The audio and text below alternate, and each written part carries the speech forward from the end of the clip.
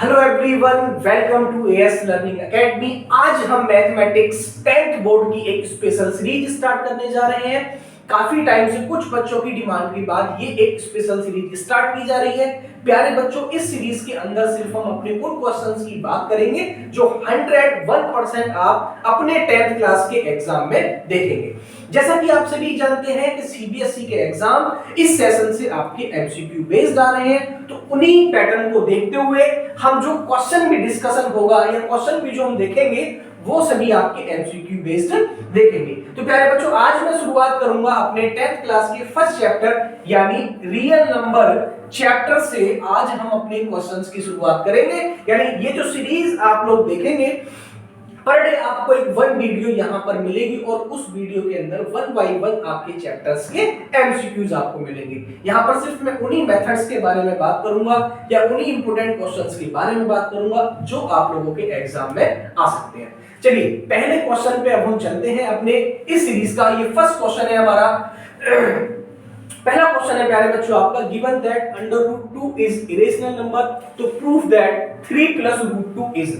यानी कि पहला क्वेश्चन है मेरा कि √2 आपको एक इरेशनल नंबर दिया हुआ है और आपसे पूछना चाहता है कि 3 + √2 क्या होगा। ऑप्शन आपके दे रखे हैं प्यारे बच्चों, irrational number, rational number, third option है आपका नॉट अ रियल नंबर और फोर्थ ऑप्शन है आपका नन ऑफ दीस। चलिए प्यारे बच्चों, इस क्वेश्चन को करने से पहले मैं कुछ बेसिक नंबर सिस्टम के बारे में आप लोगों को बता देता हूं। जैसा कि आप सभी जानते हैं कि हमारे कुछ नंबर सिस्टम की शुरुआत करते हैं। जो पहला नंबर सिस्टम होगा हमारा प्यारे बच्चों, वो मेरे नेचुरल नंबर होंगे जिनको आप लोग अपने पॉजिटिव के 1 से स्टार्ट करते हैं। यानी वो मेरे नंबर जो 1 से स्टार्ट होंगे पॉजिटिव और इंफिनिटी तक जाएंगे, वो मेरे नेचुरल नंबर होंगे।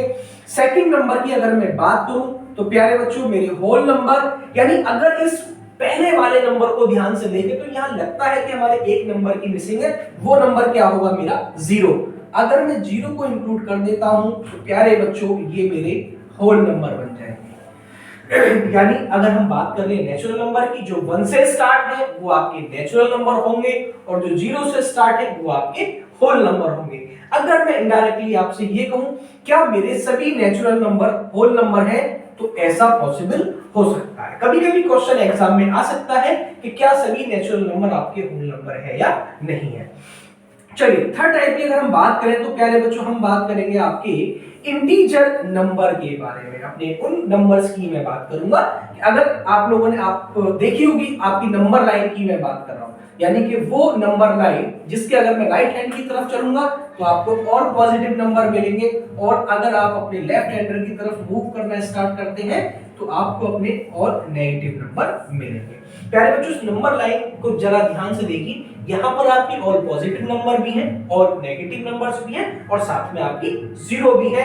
ये सारे के सारे नंबर आपके इंटीजर नंबर होंगे। अगर इस पैटर्न को ध्यान से देखें तो मैं ये कह सकता हूं कि मेरा जो इंटीजर नंबर है वो नेचुरल नंबर भी रखता है और मेरे होल नंबर भी रखता है। यानी ये कह सकते हैं कि इंटीजर नाम का जो पैकेट है उसके पास में नेचुरल नंबर भी है और आपके होल नंबर भी है। अब हम बात करेंगे अपने क्वेश्चन के बारे में जो हमें एक्सप्लेन करना है अपना इरेशनल और रेशनल नंबर। प्यारे बच्चों अगर हम बात करें अपने रेशनल नंबर के बारे में तो रेशनल नंबर को समझने से पहले एक सिंपल इसकी डेफिनेशन है, ऐसे नंबर जिन्हें आप P/Q की फॉर्म में लिख सकते हैं। यानी ऐसे नंबर जिन्हें आप P/Q की फॉर्म में लिखेंगे वो आपके रेशनल नंबर होंगे। लेकिन इसके साथ में कुछ कंडीशंस भी है, पहले वो समझ लेते हैं। प्यारे बच्चों P और Q यहां पर आपके इंटीजर नंबर होंगे। ये बात आप लोग ध्यान रखना कि P और Q यहां पर आपके इंटीजर नंबर होंगे और साथ में कंडीशन होगी Q does not is equal to 0। यानी कभी भी आपके नंबर में, यानी कभी भी आपके रेशनल नंबर में आपके डिनोमिनेटर की वैल्यू 0 नहीं होनी चाहिए। अगर आपका डिनोमिनेटर कभी भी 0 रखता है तो वो नंबर हमारा इंफिनिटी बन जाएगा, जिसको हम अपरिभाषित बोल सकते हैं, यानी अनडिफाइंड फॉर्म बोल सकते हैं। ठीक है, यानी मैंने रेशनल नंबर की बात करी, ऐसे नंबर जिन्हें आप P/Q की फॉर्म में लिख सकते हैं। P और Q यानी आपका न्यूमरेटर और डिनोमिनेटर दोनों इंटीजर होने चाहिए और साथ में कंडीशन ये है कि Q की वैल्यू आपकी कभी भी 0 नहीं होगी। चलिए अब हम बात करते हैं प्यारे बच्चों इरेशनल नंबर की, यानी हम ऐसे नंबर जिन्हें आप P अपॉन Q की फॉर्म में नहीं लिख सकते, यानी ऐसे नंबर जिन्हें हम P अपॉन Q की फॉर्म में नहीं लिख सकते प्यारे बच्चों, वो मेरे इरेशनल नंबर होंगे। और क्वेश्चन की जो डिमांड थी कि √2 इज अ इरेशनल नंबर, तो आपने बताना है कि 3 प्लस √2 हमारा क्या होगा। क्वेश्चन की मैं बात करूं, यानी √2 इज इरेशनल नंबर, यानी √2 एक इरेशनल नंबर है, ये आपको दिया हुआ है। और क्वेश्चन के हिसाब से उसने हमसे पूछा कि √3 प्लस √2 आपका क्या होगा। प्यारे बच्चों बिल्कुल सिंपल सी ट्रिक है और बहुत आसान ट्रिक। चलिए प्यारे बच्चों मैं अब एक्सप्लेन करूंगा अपना फर्स्ट क्वेश्चन, यानी कि √2 इज इरेशनल नंबर, यानी ये आपको क्वेश्चन के अंदर गिवन है कि √2 आपका एक इरेशनल नंबर है। और उसने पूछा हमसे कि 3 प्लस √2 हमारा किस टाइप का नंबर होगा, यानी रेशनल नंबर है, इरेशनल नंबर है, रियल नंबर है, या नन ऑफ दीस। प्यारे बच्चों बहुत शानदार ट्रिक है, बहुत अच्छी ट्रिक है।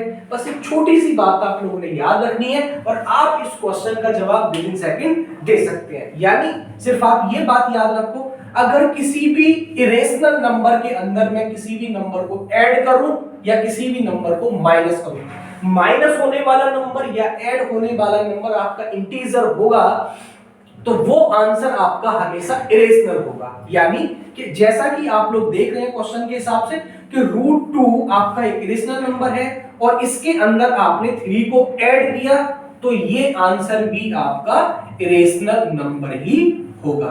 अगर मैं इसको लिख देता √2 माइनस के 5, यानी कि किसी इरेशनल नंबर में से, जैसा कि आप सभी जानते हैं √2 आपका इरेशनल नंबर है और इस इरेशनल नंबर में से आपने अपने 5 यानी इंटीजर नंबर को माइनस करा, तो भी आपका ये नंबर इरेशनल नंबर होगा। यानी कि एक सिंपल शानदार सी ट्रिक है। पहले क्वेश्चन की आपकी कि √2 इज अ इरेशनल नंबर, तो क्वेश्चन के हिसाब से उसने हमसे पूछा कि 3 प्लस 2 हमारा किस टाइप का नंबर होगा। तो इससे रिलेटेड अगर कोई भी क्वेश्चन आप लोगों के पेपर में आए, जैसा कि एक क्वेश्चन और है कि √5 इज अ इरेशनल नंबर, और उसने पूछा इसके साथ में क्या 2√5 प्लस 3 ये नंबर किस टाइप का होगा, यानी 2√5 प्लस 3। आपने क्वेश्चन में गिवन क्या है कि √5 इज अ इरेशनल नंबर, तो प्यारे बच्चों याद रखना, आंख बंद करके आप सिर्फ ये बात लिख देना कि ये नंबर भी आपका इरेशनल नंबर होगा। क्यों होगा? क्योंकि आप जब भी किसी इरेशनल नंबर में किसी भी नंबर से मल्टीप्लाई करेंगे या भी किसी भी नंबर को ऐड करेंगे, तो नंबर का जो नेचर होगा वो आपका इरेशनल नंबर होगा। चलिए अब हम बात करते हैं प्यारे बच्चों अपने सेकंड क्वेश्चन की तरफ। सेकंड क्वेश्चन भी आपका फर्स्ट चैप्टर से ही है और ये जो जितने भी नंबर ऑफ क्वेश्चन मैंने यहां पर लिखे हुए हैं, ये वो सभी इंपॉर्टेंट क्वेश्चन है जो 110% आपको अपने एग्जाम में देखने को। अब हम बात करेंगे अपने सेकंड क्वेश्चन की तरफ, जो है हमारा the decimal representation of 71 upon 2 की पावर 2 into 5 विल टर्मिनेट। यानी आपसे क्वेश्चन में उसने ये पूछा कि जो सेकंड क्वेश्चन है हमारा 71 अपॉन 2 की पावर 2 into 5, यानी इस क्वेश्चन के हिसाब से ये डिजिट आपको दी हुई है, इसके हिसाब से इसने पूछा कि इस नंबर का जो डेसिमल रिप्रेजेंटेशन होगा वो कैसा होगा। Terminate after 2 decimal places, terminate after 1 decimal places, या टर्मिनेट आफ्टर 3 डेसिमल प्लेसेस, और नॉन टर्मिनेटिंग।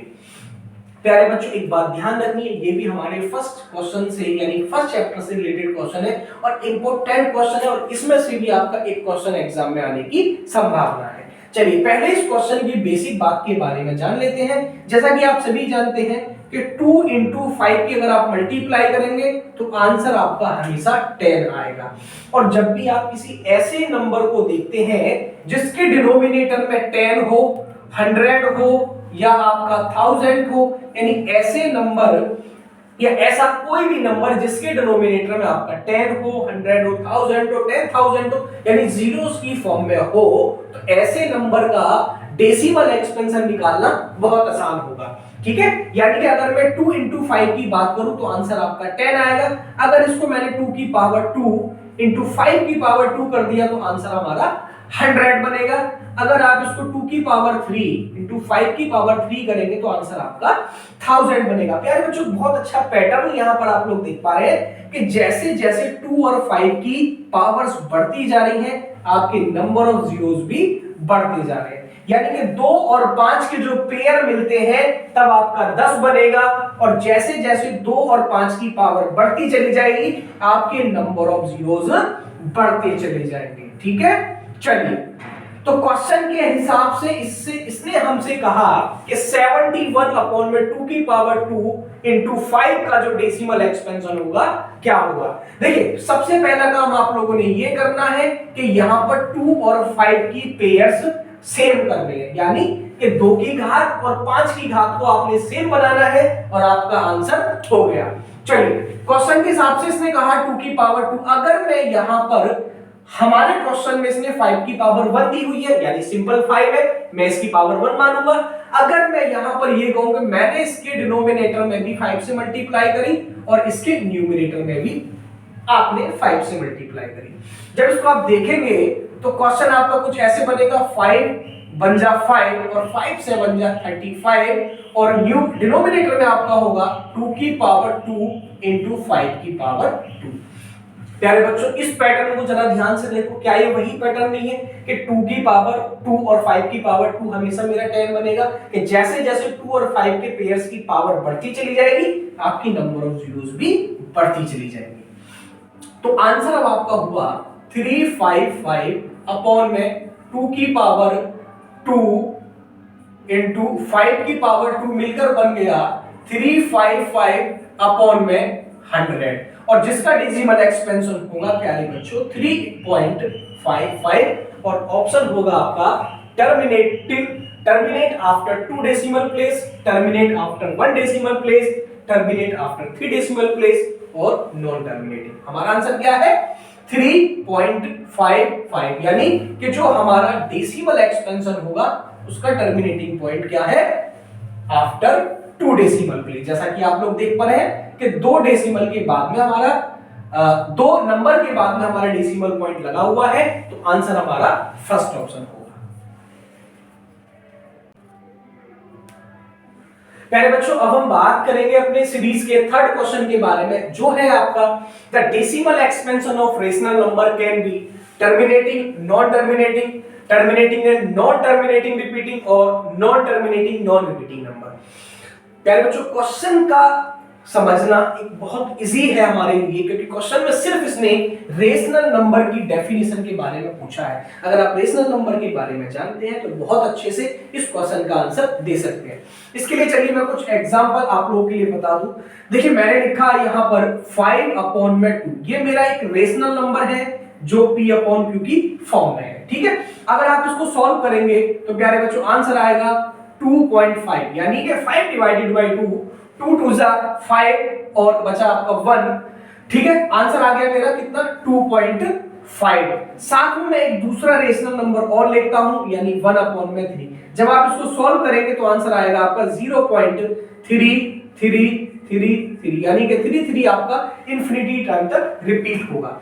इन दोनों रेशनल नंबर को देखने के बाद में आप लोग आइडेंटिफाई करेंगे कि एक जो हमारे रेशनल नंबर का नेचर होगा टर्मिनेटिंग होगा इस क्वेश्चन के हिसाब से, इस एग्जांपल के हिसाब से, और जो सेकंड नेचर होगा वो मेरा कैसा होगा, एक तो प्यारे बच्चों नॉन टर्मिनेटिंग है, यानी इस नंबर का जो डेसिमल एक्सपेंशन है वो कभी खत्म नहीं होगा, और साथ में ये देखो एक डिजिट बार बार रिपीट हो रही है। इसको आप लोग 0.3 का बार भी लिख सकते हैं। आप लोगों ने अपने 9th क्लास के फर्स्ट चैप्टर में भी पढ़ा होगा, जहां पर लिखा हुआ था कि कुछ इस टाइप के क्वेश्चन थे कि 1/3 को आप लोगों ने p अपॉन q की फॉर्म में लिखना है, यानी कि तो आपको दे ही रखा है, जिसके लिए लिखा हुआ होता था कि 0.4 का बार, यानी इस नंबर को आप लोग p अपॉन q की फॉर्म में लिखो। या क्वेश्चन कुछ आपके इस टाइप के थे कि 0.7 का बार, या 0.15 का बार, ये कुछ इस टाइप के क्वेश्चन आप लोगों ने 9th क्लास में करे होंगे, जिनको हमें P अपॉन Q की फॉर्म में कन्वर्ट करने के लिए दिया गया था। ठीक है, तो इस क्वेश्चन का जो आंसर होगा वो प्यारे बच्चों होगा मेरा terminating and non terminating repeating number. बस एक सिंपल सी बात याद रखनी है कि जितने भी नंबर ऑफ रेशनल नंबर होंगे उन सभी का नेचर टर्मिनेटिंग नेचर होगा और नॉन टर्मिनेटिंग रिपीटिंग नेचर होगा। चलिए अब हम बात करते हैं अपने क्वेश्चन नंबर 4 के। प्रोडक्ट है 12960 और आपसे क्वेश्चन की डिमांड है एलसीएम की, यानी वो आपसे एलसीएम पूछना चाहता है।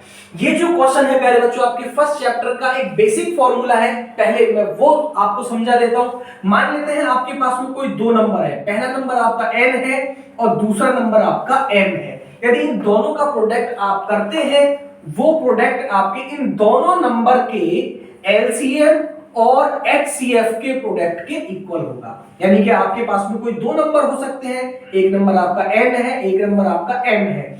इन दोनों नंबर का प्रोडक्ट आपके LCM और HCF के प्रोडक्ट के इक्वल होगा। तो क्वेश्चन में आपको क्या दिया हुआ है, HCF है प्यारे बच्चों, HCF कितना है 20, दोनों नंबर का प्रोडक्ट कितना है n into m is equal to 12960 और आपसे पूछ क्या रहा है एलसीएम। चलिए फॉर्मूला पुट कर देते हैं, बहुत सिंपल सा फॉर्मूला और बहुत बेसिक फॉर्मूला, जिससे आप अपना ये क्वेश्चन बहुत इजी और अच्छे तरीके से कर सकते हैं। नंबर का प्रोडक्ट कितना है 12960, एलसीएम आप लोगों से पूछा गया है और एचसीएफ कितना है प्यारे बच्चों 20। चलिए अब मैं अपने एलसीएम को इधर ले आया और इस 20 को मैं अपने लेफ्ट हैंड की तरफ शिफ्ट करता हूं, यानी 12960 डिवाइडेड बाय 20, 0 से आपका 0 कैंसिल, 2 से आपने काटना स्टार्ट किया, 2 6 जा 12, 2 4 जा 8 और 2 8 जा 16, यानी एलसीएम आपका आ गया 648। यानी इतना सिंपल क्वेश्चन बेसिक फॉर्मूले के ऊपर है, जो फॉर्मूला आपका ये रहा। आपके पास कोई दो नंबर होंगे और दोनों नंबर का प्रोडक्ट हमारे इन्हीं दोनों नंबर के एलसीएम और एचसीएफ के इक्वल होगा, जिसके हिसाब से क्वेश्चन हमारा निकल के आया और एलसीएम हो गया मेरा 648, यानी जो ऑप्शन ए है वो आपका करेक्ट आंसर होगा। चलिए इस क्वेश्चन को करते हैं। क्वेश्चन नंबर 5 आपका क्वेश्चन नंबर 4 से ही सिमिलर है, दोनों एक जैसे हैं, लेकिन थोड़ा सा डिफरेंस है। डिफरेंस क्या है वो हम समझ लेते हैं। क्वेश्चन के हिसाब से जो फॉर्मूला हमने अपने 4 में यूज किया था वो ये था कि कोई भी दो नंबर है और उन दोनों नंबर का जो प्रोडक्ट है वो इन दोनों नंबर के एलसीएम और एचसीएफ के इक्वल था। ठीक है, चलिए इस क्वेश्चन के हिसाब से हमारे पास कौन से दो नंबर हैं, P और Q। ये दो नंबर आपको दे रखे हैं P और Q, और इन दोनों नंबर का जो एलसीएम है प्यारे बच्चों वो आपको 77 दिया हुआ है और डिमांड के अकॉर्डिंग, यानी क्वेश्चन की जो डिमांड है वो ये है 2p - q, इसकी वैल्यू हमसे पूछना चाह रहा है। ठीक है, फॉर्मूले के हिसाब से हमें एलसीएम की वैल्यू तो हमारे पास में है, लेकिन एचसीएफ की वैल्यू हमारे पास में नहीं है। साथ में आपको P और Q दोनों की वैल्यू भी निकालनी है। एक बात याद रखिएगा कि जब भी आपको किन्हीं दो प्राइम नंबर यानी किन्हीं 2 प्राइम नंबर के एचसीएफ की बात आएगी, प्यारे बच्चों मैं एचसीएफ की बात कर रहा हूं, बहुत अच्छे से समझ लेना, किन्हीं दो प्राइम नंबर का एचसीएफ हमेशा 1 होगा। जैसा कि आप सभी जानते हैं प्राइम नंबर हमारे वो नंबर होते हैं या तो वो खुद से डिवाइड होगा या 1 से डिवाइड होगा, और एचसीएफ सिर्फ वही डिजिट होगी जो दोनों नंबर में कॉमन होगी।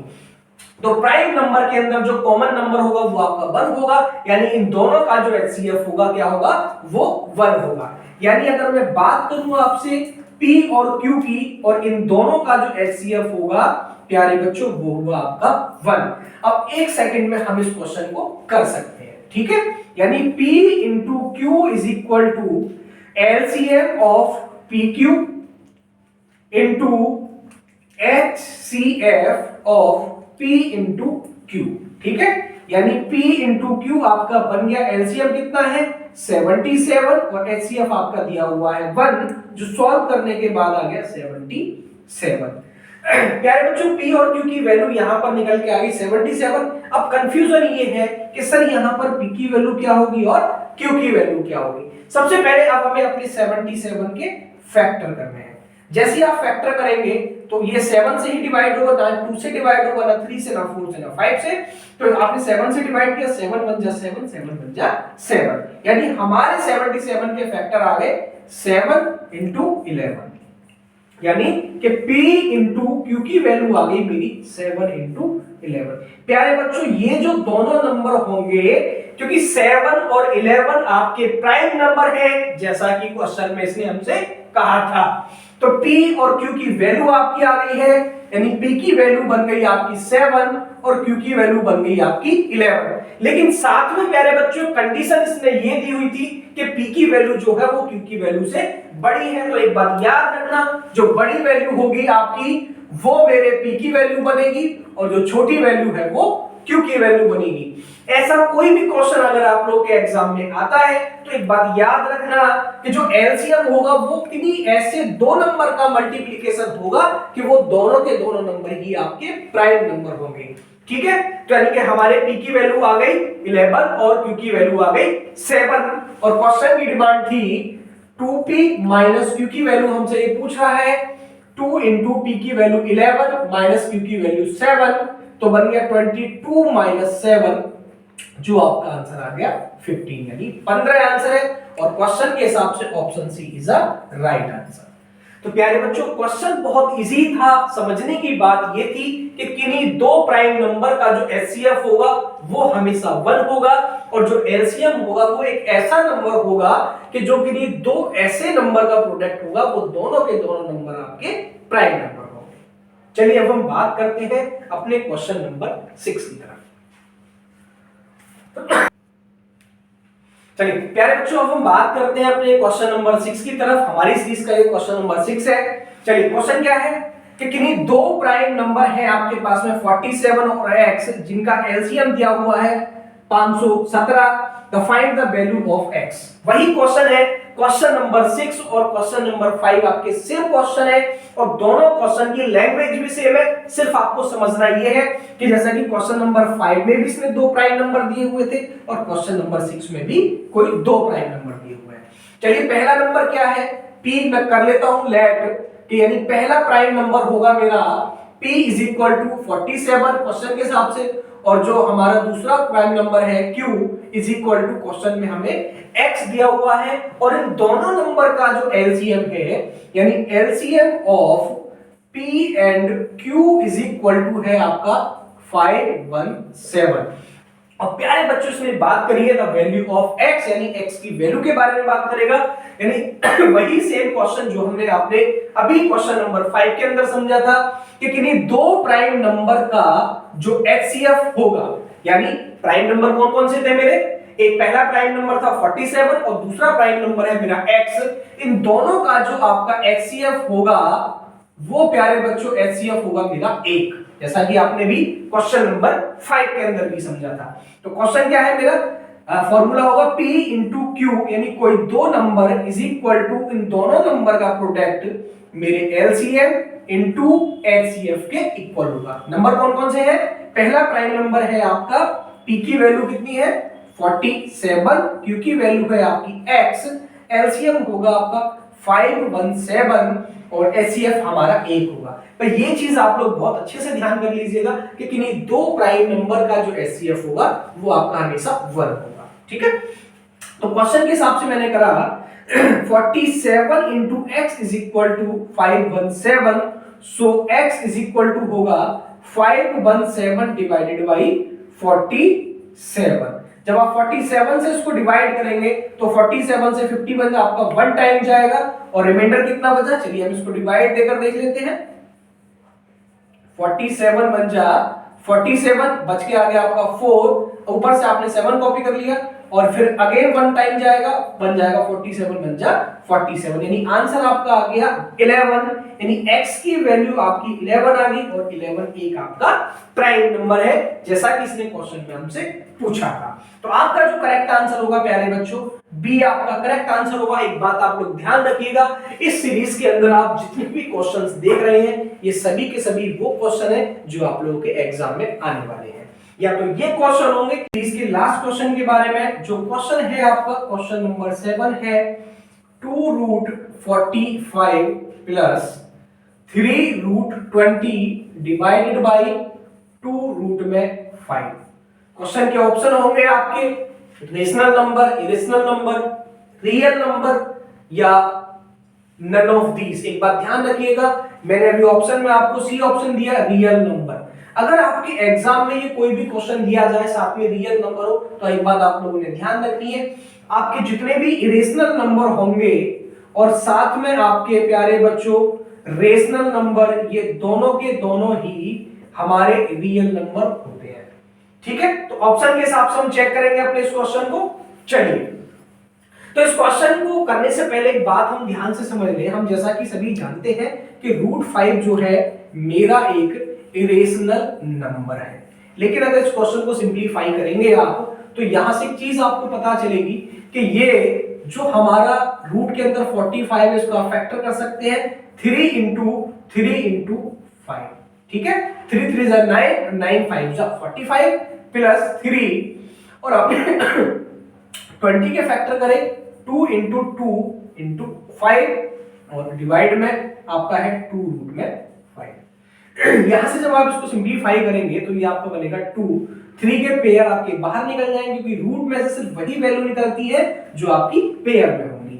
अंदर रह गया आपका √5 प्लस 3, यहां से आपका 2 बाहर निकल गया, अंदर रह गया √5 और डिवाइड में आ गया 2 रूट में 5। ये बन गया आपका 6√5 प्लस 6√5 डिवाइडेड में 2 रूट में 5 और ये बन गया 6 और 6 12√5 डिवाइड में 2√5, √5 से √5 कट गया, 2 से 6 कट गया, 2 से 12 कट गया आपका 6 टाइम, आंसर आपका 6 यानी 6/1 ये आपका एक रेशनल नंबर होगा। तो प्यारे बच्चों, इस सीरीज के अंदर आपने कुल 6 या 7 तरीके के क्वेश्चंस देखे हैं। ये सारे के सारे वो क्वेश्चन हैं जो आपके एग्जाम के पर्पस से बहुत ज्यादा इंपॉर्टेंट है और ऐसी बहुत सारी परेशानियां आप लोगों को होंगी अपने पहले चैप्टर में जहां से आपको ये सारे कॉन्सेप्ट क्लियर हुए होंगे। और जैसा कि आप सभी जानते हैं शादियों का सीजन चल रहा है तो कुछ अनवांटेड वॉइस और कुछ कोल्ड की प्रॉब्लम की वजह से इस वीडियो को बनाने में नंबर ऑफ टेक्स लिए गए, लेकिन आगे से आपको जो भी वीडियो मिलेगी बहुत इंप्रूवमेंट के साथ में मिलेगी और आपके सारे के सारे कॉन्सेप्ट वहां पर क्लियर होंगे। अगर आपको इस पूरे पैटर्न्स में या जितने भी नंबर ऑफ क्वेश्चंस में कोई भी डाउट है तो आप हमारे वीडियोस के कमेंट में डाल सकते हैं, जहां पर आपकी जो भी प्रॉब्लम्स होंगी उनको रिजॉल्व किया जाएगा।